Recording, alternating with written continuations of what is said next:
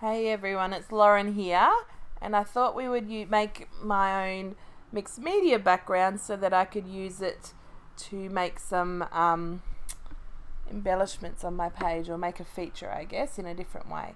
So I'm just squirting some of this colour onto the cardstock. I don't really want any of the green at the moment, and I was going to clean my spatula in between the colours, but I don't mind most of it, although with the green and the blue mixed a bit too much, it was not okay. So I do use my baby wipe to clean my spatula and move on, and after I've mixed all the colour, I do come back and use the baby wipe to take away some of that muckiness. So just here, wasn't liking that, and then up here. So come in with some yellow over the top here. Just going to add some of that brightness. The yellow, well, of course I haven't gessoed my page. If you know me, I don't do that. So the yellow sunk in a bit and wasn't really good at spreading out, actually, which is a bit interesting. So I'm going to add some blue ink splatters, I guess you could call them. Just watering down the paint, which was very easy. It's very smooth, this paint. Of course, it's the Dilutions paint. Pretty good quality.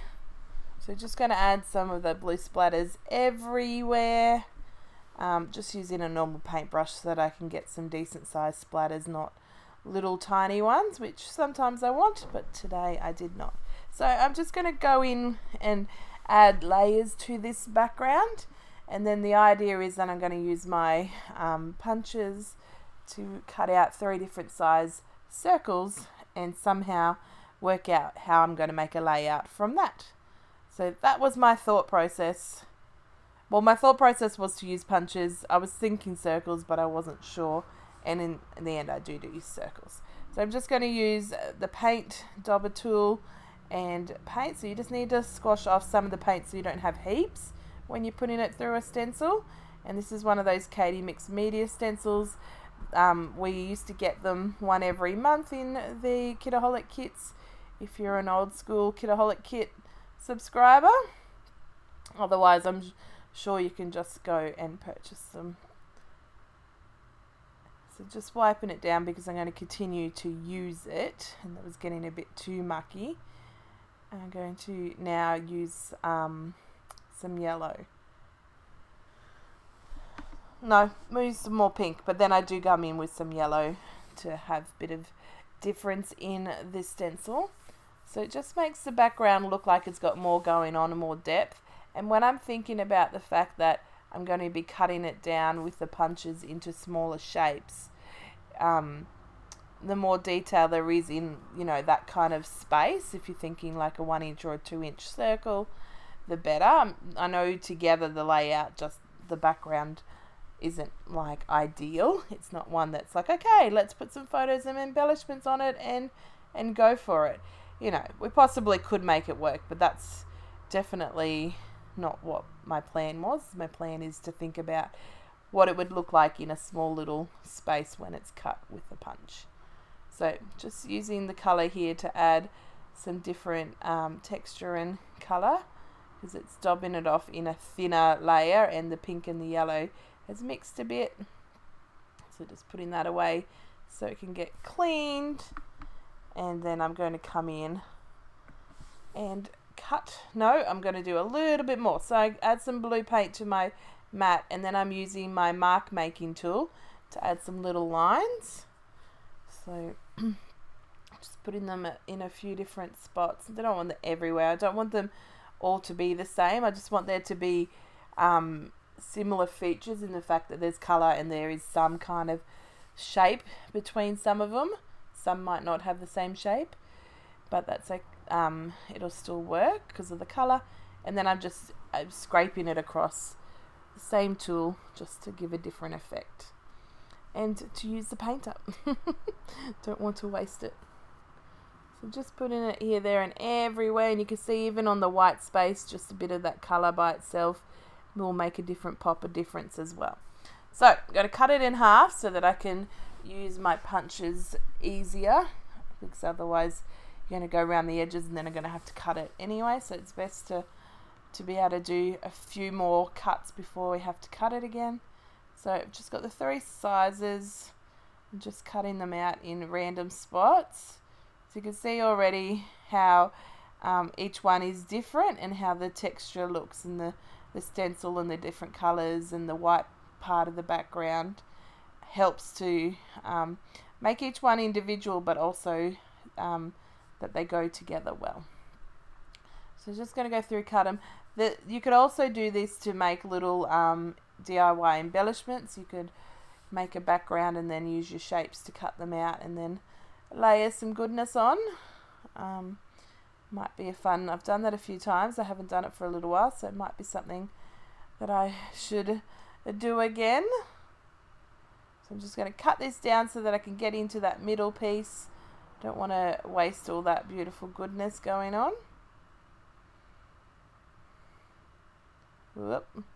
And just trying to be careful. I didn't cut to make sure, I didn't count, okay, this many big, this many small or anything.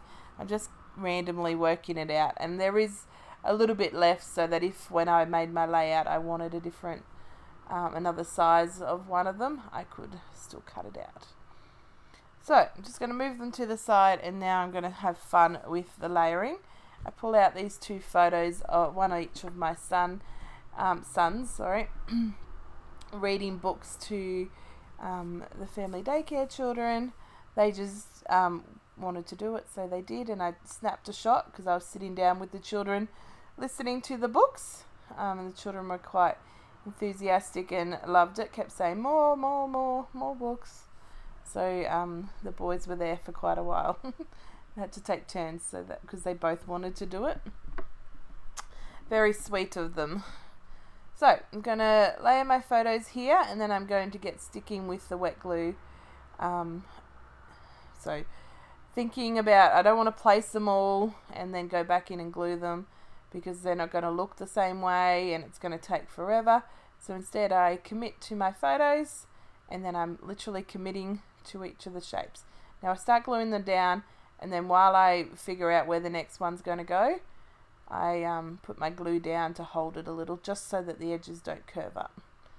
So I'm putting glue all over it so that it can, the whole thing can stick down flat. I'm not looking for that layered, textured, raised edges kind of look today. In fact, I don't even put any on foam tape, which is something I would often normally do, but I wanted them all to be flat.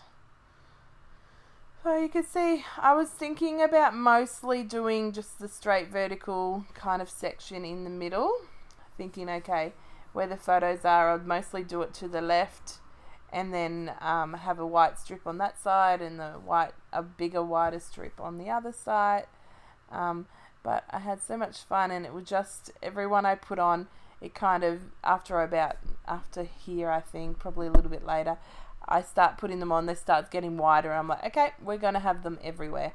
And I really like that look anyway. So you could always, when you made your mixed media background, put some texture paste on it or anything like that. You can, any mixed media technique really that you liked, even if it was just paint. I've done it before with just plain coloured paint. Like just one colour paint on the paper, and then I cut my shapes out. So it just really depends on what kind of colour scheme you want to look at, what kind of time frame you want to look at making, and if you're wanting some depth and difference to each of the pieces, whether you want to do heaps of different styles and techniques of mixed media or not. So I've sped this up a lot, obviously, because I'm just gluing the little pieces down, but I wanted you to see how it all came together, and it could be different for everyone. You might start at the bottom and then work your way up, or from the top to the side or whatever. But you can see here, because I was kind of thinking to keep it more concise, I am doing that, and then you can see that I'm becoming more spread out. Then I'm like, okay, the whole page. And this one up the top here, I've got overhanging the edge, and one down the bottom, and another one up, so that one's up the side, and there's a top, and then I do it on the right side, so that there's hanging over each of the edges for that little bit of consistency in the look. So not many left now, just working out where I want to put them. And so some of the circles overlap each other and some are independent of each other. It's another thing that you can think about when you're finding where to glue them. And you can see now that the page is filling up. So a bit of overhang of the glue. So just gluing that and then going to cut off those little extra pieces. Just going to wait for that one at the side to dry a little bit longer and then snippy snip. Put my glue away, clean up my fingers, and here, I do not make you watch this, it would be forever. But I go around and I do either a double line border, a single line border, or a dotted line border on each of the circles.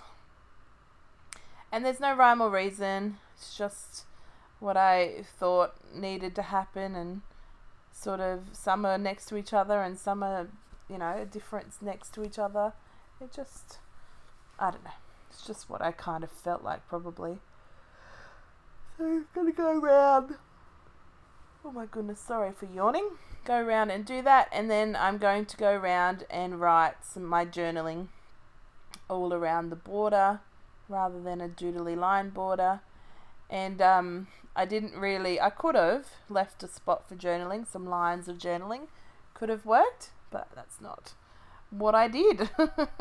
So I try and audition some embellishments, and then I'm thinking it doesn't need any, but then I do come in with some of these lovely words. So I put a few of them around the photo.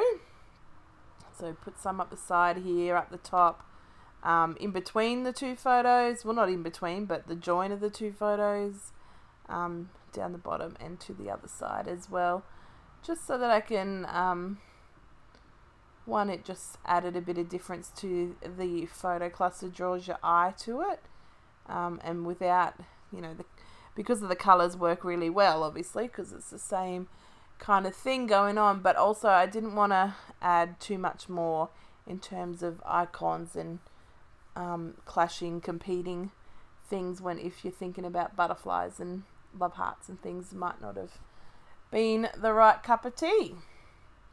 So I'll just add my last word up here.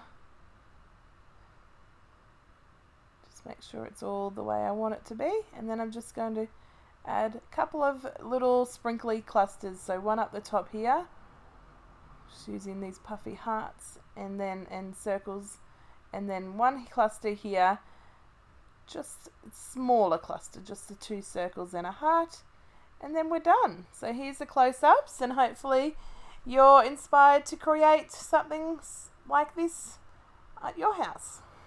Anyway, have a good day, guys. Bye.